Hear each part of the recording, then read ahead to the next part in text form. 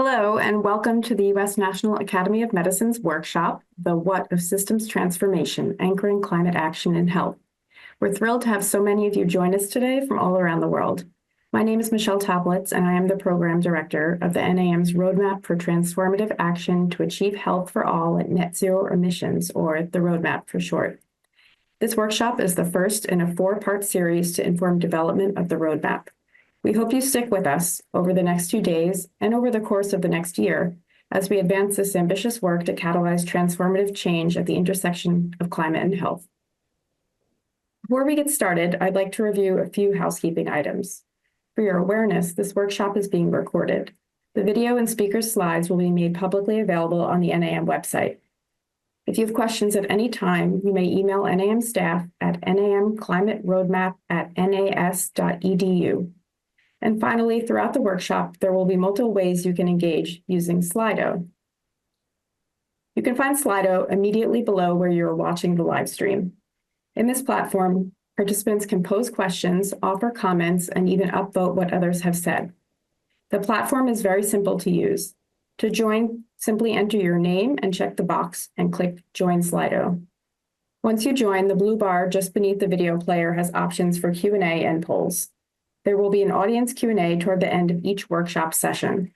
At any time during the session, participants may insert a comment or question using the Q&A function. Towards the end of each session, the moderator will pose questions from the audience to the speakers. Participants will also have the opportunity to respond to a few polls. The moderator will prompt the audience when it is time to navigate to the Polls tab. You will be able to toggle back and forth between the Q&A and Polls tabs as needed. We'll hope you take advantage of this interactive feature over the next 2 days. And now I would like to introduce the President of the National Academy of Medicine, Dr. Victor Dzau, who will share more about the NAM's Climate Grand Challenge, the roadmap, and our workshop agenda. Over to you, Dr. Dzau. Thank you, Michele, and good morning, good afternoon, and good evening. Thank you for joining this very exciting workshop. It's called The What of Systems Transformation, Anchoring Climate Action in Health. This workshop represents a critical milestone for our Roadmap initiative, which is a concerted effort to place health firmly at the heart of climate action. Can I have the next slide, please? So I'm so excited to share that we have more than 500 people registered for this event, representing every continent except Antarctica, where I actually visited recently, and bringing together a wide range of interests not traditionally aligned with health and medicine.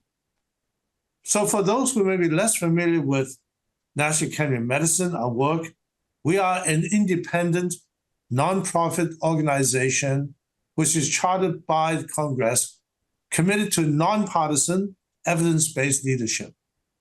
Our mission is simple, but very powerful: to advance science, inform policy, and catalyze action to achieve optimal health for everyone, everywhere.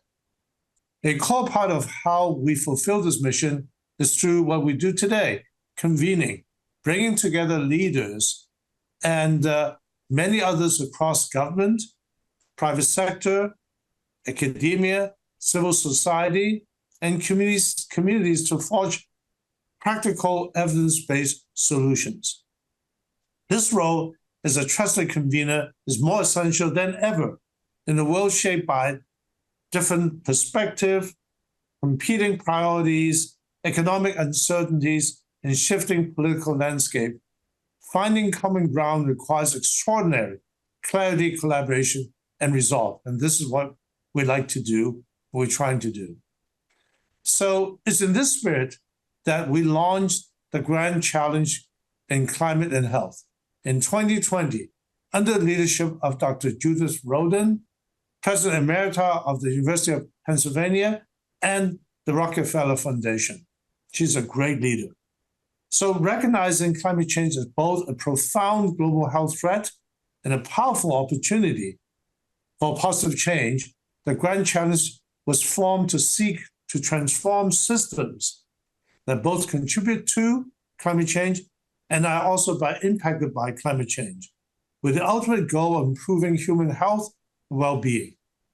So you can see in this slide our strategy is organized around 5 interconnected objectives, each one with its own work stream.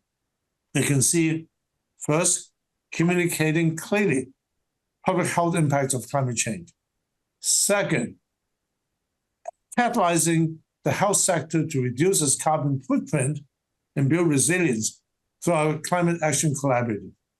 Third, to accelerate research innovation at the climate health nexus.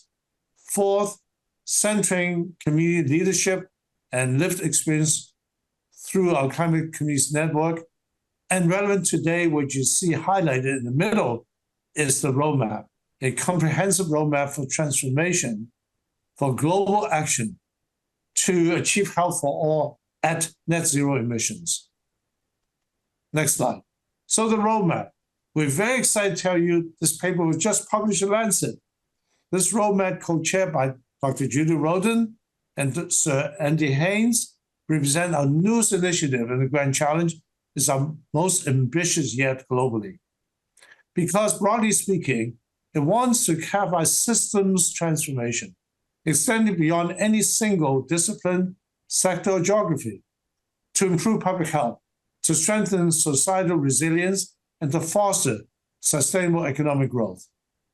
So the roadmap aims to build on and amplify the momentum of efforts to date, serving as a serving as a force multiplier that both spotlight areas of consensus and identify critical gaps and opportunities where targeted action can drive transformative progress.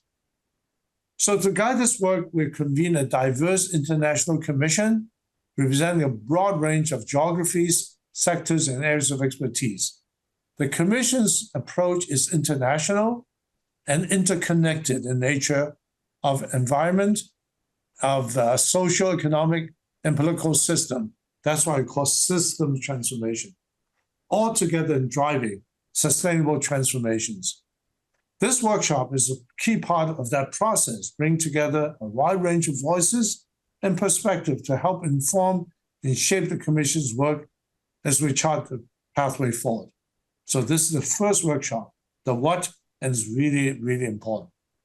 Now you can find more information about roadmap in the briefing book, which is linked to the event webpage, including our newly published Lancet comment, which I've shown you on this slide, which outlines the rationale for and officially launches today the Roadmap Initiative.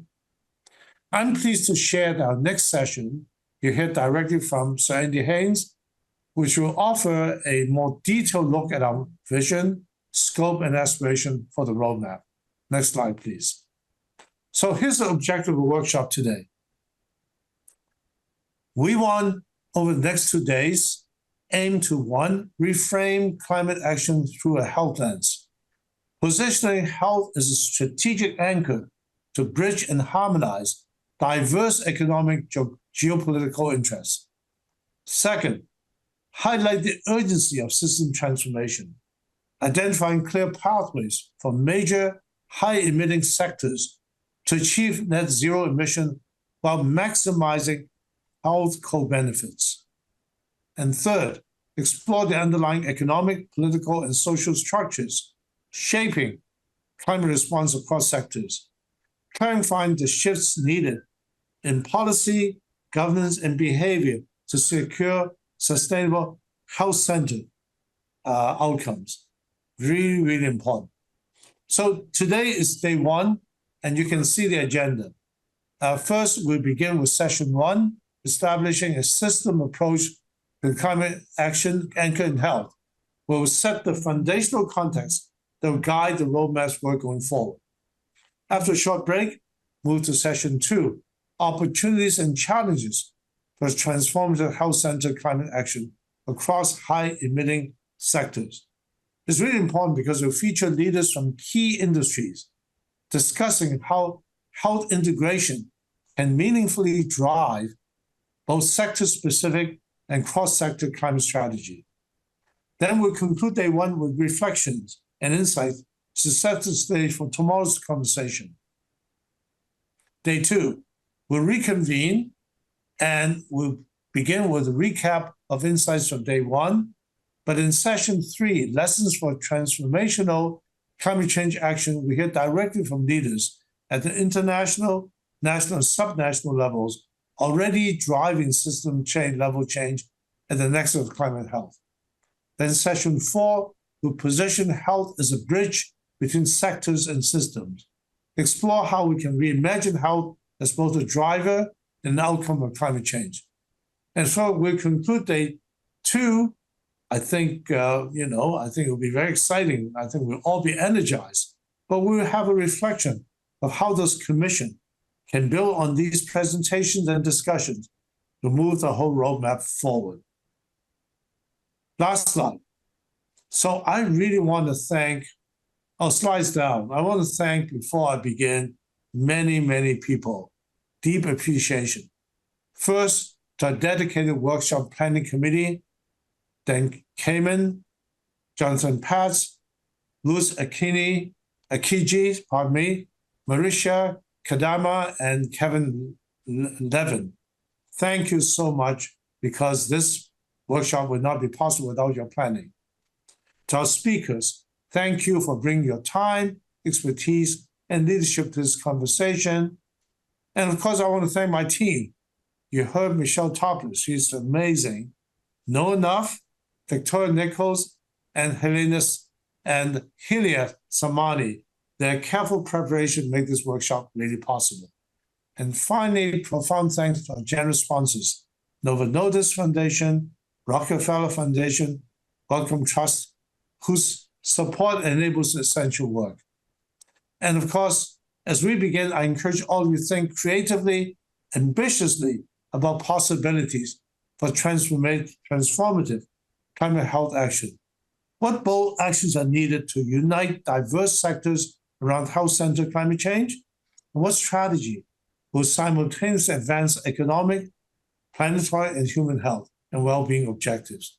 And finally, with these guiding questions in mind, let's dive right into the first session, establishing a system approach climate action anchored in health.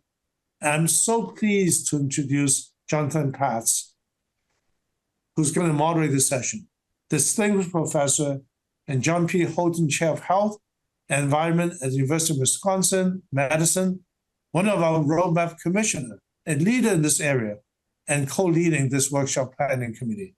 Jonathan, thank you very much, and the floor is yours.